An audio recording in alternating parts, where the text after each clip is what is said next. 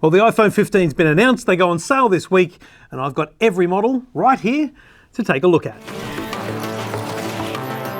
All right, so 4 models as per the last couple of years: the iPhone 15, 15 Plus, 15 Pro, and 15 Pro Max. The Pro Max and the Plus, 6.7-inch screens. The Pro and the standard 15, 6.1-inch screens. Now, these are incremental on last year, let's be real. And I am not going to take it in the comments from people about how this is a meaningless upgrade. Every year has meaning to people from 3 or 4 years ago. If you're trying to compare this year's phone to last year's phone, you're going to have that problem with every single manufacturer. Samsung, the Galaxy S23 looks just like the Galaxy S22, 21. Let's be real. The Google Pixel 8 that's coming out soon looks pretty similar to the Google Pixel 5, 6, 7. So let's all relax and let's take in what's really new and interesting about the iPhone 15 range. So let's break it down a little bit and look at, firstly, the standard 15 and 15 Plus. First and foremost, colors. They have gone for a color set kind of like we haven't seen before, actually. It's colorful in every way: pink, yellow, green, blue, and black. Now, the blue one here, it could be the blown out color of this video, but actually in real life, it looks white. It's a very white phone. It's a very subtle blue on the edges, but I like that. I think that's a good thing, because in the end, you're probably not buying it for the vibrant color. You're probably just buying it for a bit of a subtle color, and most people are going to put cases on these things anyway. But the colors are nice. It's a washed out look. This back edge is from the Pro models in previous years. So this is a new style back edge as opposed to that glossy, bright back edge or back cover that we've had in previous years. Pretty much everything about these phones is the same. Now, design-wise, the whole iPhone 15 range has this very subtle curvature to the edge. It's like they've just chamfered off the sharper edges of the 12, 13, and 14. And I'm telling you, in the hand, it just feels a little more comfortable. It's ridiculous to say, but trust me, when you hold an iPhone 14 raw without a case, you can feel the corners. Whereas on the 15, you can't feel those corners. And I think that's a good thing. Now, the most important difference to iPhone 15 over 14 in the standard models is, of course, the dynamic island. Now, you can't really see it on that wallpaper, so let's just go into settings on each of these phones, right? Now, if you look at the settings here on each of these phones, you'll see here the dynamic island. That's that black oval pill shape at the very top of the screen that replaces what was the notch in years gone by. It's actually a cool feature. Having used the iPhone 14 now for a year and moving into the 15s now, I like it. I really like the fact that, for example, when you're on the phone, you can see on speakerphone, you can see the waveform represented up the top here. When you're playing music, the cover art appears on the side. Little things like notifications. If you travel a lot, I use the United Airlines app, and you see notifications of what seat you're in, let alone what gate you've got to go to. There's a lot of apps that have done good things with the dynamic island. As much as it is just a really weird software name for a thing that they had to do in terms of bringing the cameras into the screen, I think it looks good, and it's a nice improvement for the iPhone 15. Now, camera-wise, you'll notice here it's still just a 2-lens camera system. Your ultra-wide and your standard wide. But when you open up the camera itself, there is a new option down the bottom, 2x. So you've got your ultra-wide, your standard, and your 2x zoom. So if we go, let me get out of that here. If we just click on 2x, so we've got ultra wide, standard, and 2x zoom. Now, what that's doing is it's not actually using a 2x lens, but the 15 now has the 48 megapixel sensor from the previous 14 Pro. That's a good thing. It means high quality photos, very deep quality. But what they're doing is they're taking the 48 megapixels and they're going, well, actually, the zoom would just be this little bit here. So it's kind of like your standard pinch and zoom. I hate it when people pinch and zoom on photos, because in the end, you're just zooming in on a digital image.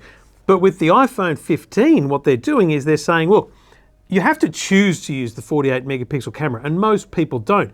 But what we'll give you is the option to go 2x, 2 times zoom, and we're just going to crop that 48 megapixel camera lens. So they're cropping the sensor to give you a virtual lens, a virtual 2 times zoom. Now, apart from that, the screen is much brighter. I think it's 2000 nits of brightness in the outdoor settings, and there's a little bit brighter in indoor settings as well. New A16 Bionic chip, which is the chip from the iPhone 14 Pro, is now here, so you're getting more power than last year's model. I still think that these are the pick of the bunch. They're a great phone, pretty good value, $14.99, I think $18.49. So not bad value overall. $14.99 for this phone gives you pretty much a huge leap forward from the iPhone 11, which is I think where most people will be coming to the iPhone 15. So let's put the standard models aside and bring in our beautiful new titanium Pro models. Now, I'll show you the side of these things to start with. This is the natural titanium and this is the blue. The natural titanium is by far and away my choice. The back of it is quite a nice color. It's not grey, it's not bronze. It's like a grey with a hint of gold or something. I don't know. It's a really nice color. I love the natural titanium look. The blue though, pretty desirable as well. And you'll notice that essentially, again, those edges are just slightly rounded, but that titanium, okay, that titanium construction here gives them about a 19 gram weight saving. Now, 19 grams is not a lot, I hear you, but it's about a 9 to 10% weight reduction for the Pro model. So if I compare my 14 Pro from last year, which is my pretty much go-to phone, the weight difference is not extraordinary, but it's very clearly there. In fact, having been using the Pro Max for the last little while, I'm not noticing the difference in weight. So I think they've really come a long way to entice people into the much bigger phones, which we're getting a little on the heavy side. So the titanium is great for the lightweight nature of it. Battery life on all of them is on par with last year. The Pro models and the Pro models only get Wi-Fi 6E. In my testing, there's no indication that you're connected to a Wi-Fi 6E network. I'm in a network here that's Wi-Fi 6E at home. It doesn't show you that on the screen like it would on, for example, a Samsung phone. USB-C. Obviously, all 4 models of the iPhone 15 have USB-C. And you know what? It can be frustrating. It can be frustrating because I don't think anyone with an iPhone has just one cable at home. I think most people with iPhones have a cable at the office, cable in the car, a cable at home. And what you end up doing is you go, okay, yeah, cool, I got this cool new cable here in the box. Let's go, oh, yeah, good stuff. That's what you get in the box, nice new braided. It's a beautiful cable, USB-C to USB-C. So great, we've got a new cable, that's good. We're charging our phone, but then you get in the car and you realize you're trying to plug it into a lightning connector. So you are going to need multiple cables. There's no real avoiding that, unfortunately. But you probably already have some USB-C lying around anyway. Now, it should be noted that you can actually power your AirPods and your Apple Watch charger from the base of the iPhone 15 Pro. So basically, this will output, I think it's 4.5 watts or something like that. But basically, anything small, like headphones, can now be charged from the bottom of your iPhone. Probably not something you do a lot, but I don't know, on a trip or traveling, those AirPods are getting low, pump them up with your iPhone, pretty easy to do. Now, there is no fast charging. There's no additional charging that you get from the Pro model with USB-C. It's the same charging levels, the same speed as last year. The only improvement on previous years in the Pro models only is if you've got a USB 3 capable USB-C cable, how confusing is it all? There will be faster data transfers, but who the hell's plugging their phone in anyway? Broadly though, for those situations where you are plugging your phone in to transfer data over to your computer, maybe you are moving from some files, I don't know, then it's faster with a USB 3 cable on the iPhone 15 Pro. So no fast charging, USB 3 required for the USB-C faster data cable. The output of the power is great, but you are going to need to get a few more cables in your home. Now, 2 last things on the iPhone 15 Pro. The first one, the camera. And I'll try and show you a couple of photos here that I was taking on the weekend. We haven't had a lot of time here, maybe 4 or 5 days with the phone. But the 5x zoom is pretty good. It's pretty good. It's 120mm equivalent lens. Now, one of the things they do here on this lens is they try and show you that there's, I think they counted 7 lenses, macro, then ultra wide, then the 1, There's 3 levels of the 1, and then there's the 3, and then there's the 5, the 2 and the 5. Now what they've done is they're renaming this for photographers. So they're calling it the 28mm, the 35mm, and the 24mm. And then there's the 2X and the 5X. Now, I looked at these photos that I took on the weekend, and essentially what you get with the ultra wide is a 14mm photo. Then you get a 24mm with your standard 1X. And then the 48mm pushes down a bit, but it's the 120 that really stands out. And you can kind of see here, that's a 5 times zoom on this photo here, and going all the way back, that's the ultra wide. So you're getting a really nice amount of depth on the photo. It's pretty impressive stuff.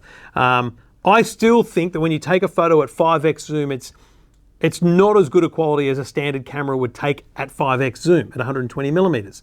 I thought the 3X last year would take great photos, but when you really analyze them, zoom in on them on the phone, it's not crisp and perfect. There's still optical work to be done, I think, and there's still advances to be made in smartphone cameras.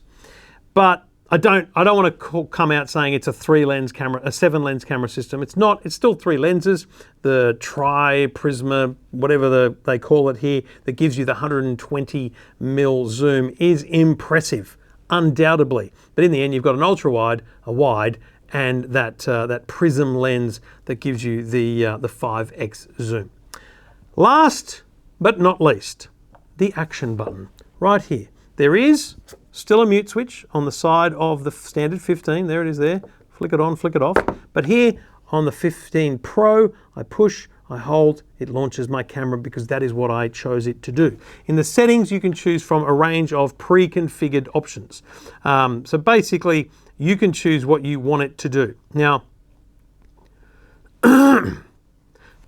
so the action button is one of the very clear options in the settings, but it's the most remarkable visualization. It's unlike any other setting on the iPhone, and you essentially swipe and choose what you want it to do. So the action button can be anything from mute to do not disturb mode to launching a camera. And it should be noted that when you say camera, you can choose what exactly you want it to do. So you can choose to launch automatically into selfie mode and things like that. Then you've got the torch. You've got making voice memos, you've got the magnifier like an accessibility thing, and then you've got Siri shortcuts, and then there's no action at all. But this is my disappointment with the iPhone 15.